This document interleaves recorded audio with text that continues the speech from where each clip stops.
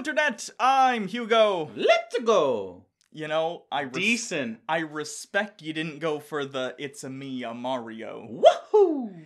Anyway, today we're going to be talking about Nintendo's newest release, Super Mario Odyssey. Of course, it's been out for at least a week at this point. I'm sure plenty of you have gotten a chance to play it, and for those of you who have not, I am sorry, because it is an excellent game. Yeah. And I'm excited that we're going to get a chance to talk about today and hear what you guys think too, because I would say it's been a long time since a game made me feel the way this game makes me feel as far as exploration, freedom, but really, it was just Zelda Breath of the Wild. So Nintendo, 2 for 2 so far on their first party, like, big, huge landmark titles for the Switch. It does that thing that Super Mario 64 did, where it's like, oh shit, that feels really good to be Mario right now. Like, it feels genuinely, it's different and familiar. It's a really great job, honestly. It's just, the level design is incredible. What they've done is the same thing I feel like they did with Zelda Breath of the Wild, is that they took the ingredients of a Mario game the same way they did with the Zelda game. They put them all in the pot. Yep. They boiled off all the excess and maybe, they added some new ingredients from the past 10 years, game mechanics, A lot of Zelda reference in this in this metaphor. And they were able to boil it down to the essence of what makes Mario fun, and that's tightly controlled platforming. Yeah. The ability to kind of use the different abilities Mario has to almost cheat the system sometimes and jump in weird ways that let you get cool places, fun lands, cute character designs. The secrets are the thing that makes like I don't know if you guys remember this as a child, because our demo is a little bit younger than I am, but the first level of Super Mario Bros. For the regular Nintendo, you can jump up and run across the whole thing and go beat Bowser right away. Right. It's that, but like every single one of the special rooms that you go into, and like any door you go into that has a moon or whatever, moons are like the stars in this one, there's always a second secret one. Yeah. And it's just, it's got all the right aesthetics, the sound is on point. You were right, like you got it a day before I got it, and you're like, something really satisfying about the walk animation of Mario. It's cute. It's definitely kid accessible, but adults can still really enjoy it.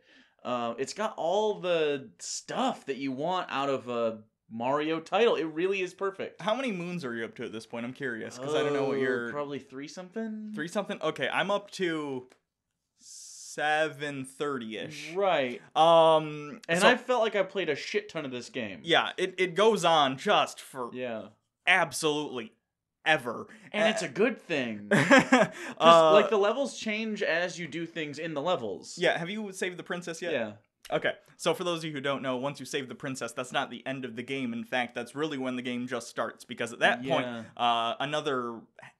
basically half of the moons are accessible before you save the princess, and then they scatter another half of them afterwards. So that's your post-game gameplay, is going back to the places you've already been. And barely post-game. Right, finding the new moons and everything, and then there are also 2 post-game challenge worlds. Have you gotten to those or unlocked either of those? Briefly, I'm going to explain what those are, at least the first one, just because I want to explain how difficult it is.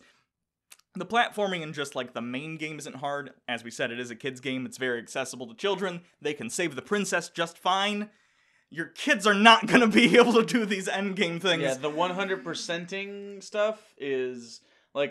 I'm just going back through the first time around. Yeah. And some of the stuff you got to do it's really satisfying. I never feel cheated out of, a checkpoint or anything like that. I never feel like it's making me redo a bunch of shit. It's easy to pick up, but it's difficult to master. Yeah. And the challenge I'm stuck on right now is, it's called the Dark Side, is what it is. It's when you get, Dark Side of the Moon. Dark Side of the Moon. And you go there, and, the rabbits that you fought throughout the game, similar, you have to do all of their boss things one after another.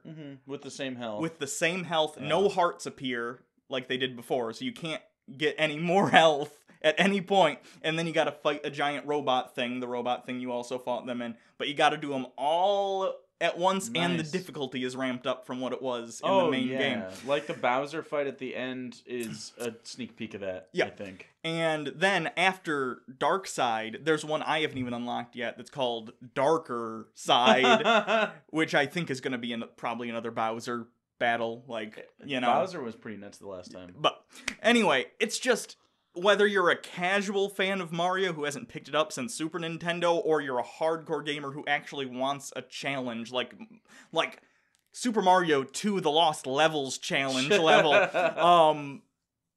then the post-game stuff is for you. It's got something for everyone. I couldn't recommend this game more if I tried. And there's actual unlockables, like there's a billion outfits.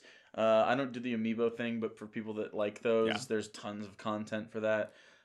There's mini games that are super fun. All the puzzles are nice. Each level is so much more layered than you even think. Like even the first level. My one complaint with the game, I think, is, and I've heard this from other people as well, so I'm not alone in this. One of the worlds is so much more interesting than the other ones, it kind of made the ones after it less interesting, and that's the New Donk City one. That one I found the most fun to run around in and find all the secrets and stuff, especially because it's of its canonical like connection to Mario, that you find out it's the city from Donkey Kong, and the mayor is the chick from Donkey Kong, Pauline. But the other levels are great. It's just that one to me was like, oh, this is such a unique Mario location. Yeah, I really like the second. Was it Sand Kingdom? Sand Kingdom was alright. That was pretty fun because it's Mexican and Egyptian. Yeah, mixed into one, because there's pyramids and stuff. Unless they're Aztec, but even so, it's there's these little statue dudes with the sunglasses that have no explanation whatsoever. There's I didn't like the plant one very much. The one that starts out with tanks and stuff, and then there's the tall boys that you gotta get on. That level design was fine, but it wasn't. I don't know. It didn't feel as Mario-y. I like the food one a lot. That was fun. I really like these. There's these little parts where you go in a polygon style tube, and it 8-bits you, and you're immediately in original Super Mario Bros. And if you wear, most of the outfits have an 8-bit version. I think all of them do. Not all of them. Some of them like don't change at all. Oh. Specifically Mario 64, Classic Mario, and I think there was another one that didn't do it for sure. Well, the Mario 64 outfit, which is awesome, by the way. It pixelates you. You look like Mario 64. It's great. That's fun. But that one's just, it's the same outfit. Oh, I know, of course. But even so, there's a few that just don't work. But it is super fun, and it often makes you go like around corners, or you play on a 3D surface in 2D. Yeah. It's really unique, and there's even one that, like, if you go too fast, you'll pass the point where it's a old school 2D thing, and you'll pop out into 3D, and then there's bullet bills that are 3D, then 2D, then 3D, then... That's a really cool There's level one design. that's also a post-game one that I'm having a really hard time with. Maybe it's the one you're talking about, but basically the portion that, your 2D in moves. Is that the one you're talking about? Oh, yeah. I got the secret moon in that one, but I can't get to the end of it because I keep dying. I can't When do it starts going up, it's really fucking hard. That's where it fucks me up. Yeah. Again, see, there's challenge for people who, even people our age. Is Yoshi available? I know that his house is there, and they mention him, and you get to, and there's the fruits, but I can't find him. He is on the top of the castle. The very top? He is just at the top on top of the castle. Same place he was in Mario 64. I don't remember. That was, okay. 97 to the left or something. To the left of the castle. See, again, this makes me feel very 90s Nintendo too. Oh, let me tell you where the secret is. By the way, the Mushroom Kingdom from Nintendo 64 is a playable map. And even one of the fucking star tricks from the original 64 works. Yeah. Remember in 64, you go into if you look straight up, you go into first person when you're on the sun thing. Yeah. If you look up in Mario 64, it's a secret star and it comes down. And when I got there, I was like, come on. I bet. And they did. And you can get a star the same way. Music? Oh, man. But anyway, Yoshi is if you're looking at the castle straight on, to the left of the castle, there's a scarecrow, throw the hat on it, a Yeah. staircase will appear to the top of the castle, and you'll be able Easy to find enough. Yoshi. And then Yoshi, every time you fill up his stomach, he gives you a star, so that's what the fruits are for. It's a Gotcha. find all the fruit challenge. Other than that, I mean, There's I don't... big Yoshi plesiosaurs. Oh, What are like... those? Wait, what? They have flippers. They're not Yoshis. They look like Yoshi from the top, but they're those giant things. That was in 64. You don't remember that from I 64? don't remember it. Mm-hmm. It was it was under the castle then. That's a reference to 64 basically, because that was a creature that was underneath the castle in Super Mario 64. They're in a bunch of levels though. They're in the water level. Mm-hmm. That's really fun with the squids. Yeah. By the way, it adds really awesome The capture mechanic. the capture mechanic with the hat. And by the way, Cappy is awesome. Yeah. Why do I like Cappy? I don't know. It's funny I because automatically like him. Flood, which is a similar situation from Mario Sunshine, I didn't hate the concept of Mario having like a water jetpack, and that's fine. I like Mario Sunshine, but Flood as a character is kind of an obnoxious nothing. Yeah. Cappy to me is like Yoshi level. Like if that's just Mario's hat and that's just an ability Mario has now, Awesome. I'd be like, fine. Yeah. That makes sense. Yeah. You get to be all the classic enemies of Mario. The Goomba stacks are so fun to do. And again, it's so weird for a brand new game dynamic, a new gameplay thing. Yeah. It feels like a thing that's just been there the whole time. Yeah. And it just makes perfect sense to be there. Of course. Being a Bullet Bill or the larger Bullet Williams are very fun. Are they really called I have no idea. That's Okay. just fun. I choose to believe It's that's true. fun. But again, can't praise the game enough. If you have a Nintendo Switch and you don't have this, Yeah. I have no idea why. Basically, if you, you could just change whatever we just said. Just make a GIF maybe of like a giant pixelated Japanese dick, and then us just jacking it off for 15 minutes. Because that's what this video is. And I'm very cynical. Yeah, But- we have videos on this channel of Switch is going to be terrible. It's a gimmick. And then we got them, and it's like, oh no, I get it. It's no longer a gimmick. Because we just came off the Wii U. Yeah. And I didn't have any faith in this. I am all on board with Nintendo. I'm on board. And the Switch is my favorite console. Really? Yeah, I don't play it the most, but it's because I have Zelda, Stardew Valley, which just can eat my life if I let it, and Mario Odyssey. And I'll get, if they do a full Pokemon game, They are. right,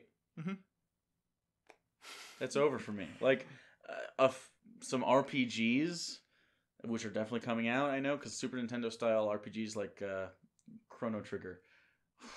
I would like an F-Zero remake, or like bring back F-Zero with properly. with the music. Yeah. Yeah. Oh man, I'm all about this. I need to get Mario Kart though. It's good. It's just a port of the one from the Wii U, but I'm sure you didn't play that, so it's a good Mario Kart title, and it looks nice on the Wii U for what it's worth. It's still 60 though. I'm gonna wait till it isn't. That makes sense. It's a couple years old. It's a $20 game at best. So I guess that's it. Yeah.